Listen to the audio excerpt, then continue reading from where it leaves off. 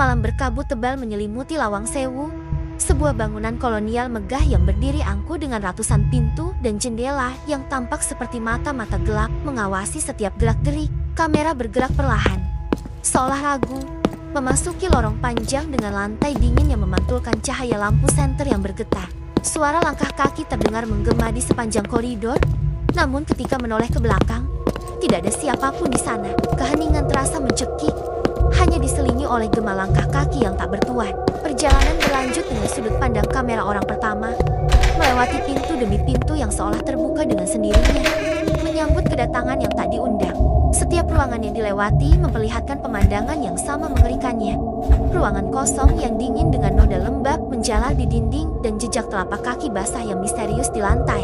Akhirnya, setiap pintu yang terlewati menampilkan kilatan bayangan yang berbeda-beda. Sebuah sosok berpakaian tentara Belanda yang berdiri kaku. Seorang wanita berambut panjang yang menunduk dalam kesedihan.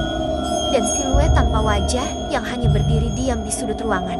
Tiba-tiba, suara jeritan samar terdengar dari lantai bawah, bercampur dengan suara pintu berderit yang menyayat telinga, seolah memanggil untuk turun lebih dalam.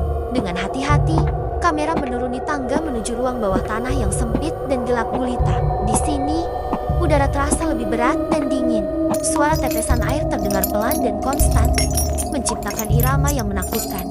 Sementara seutas rantai tua berkarat terlihat berayun-ayun sendiri di tengah kegelapan.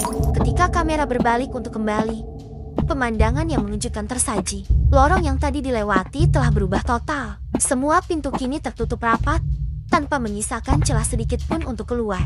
Di ujung lorong yang buntu itu, hanya terlihat satu pintu yang sedikit terbuka, memancarkan cahaya putih pucat yang aneh. Namun, bayangan kamera yang seharusnya terpantul di lantai sama sekali tidak terlihat. Pintu itu kemudian perlahan menutup dengan sendirinya. Dan tepat saat kegelapan total menyelimuti, terdengar suara ketukan pelan dari berbagai sisi sekaligus, seolah Lawang Sewu masih menyimpan lebih banyak pintu yang belum seharusnya pernah dibuka. Satu subscribe darimu bikin kami makin semangat.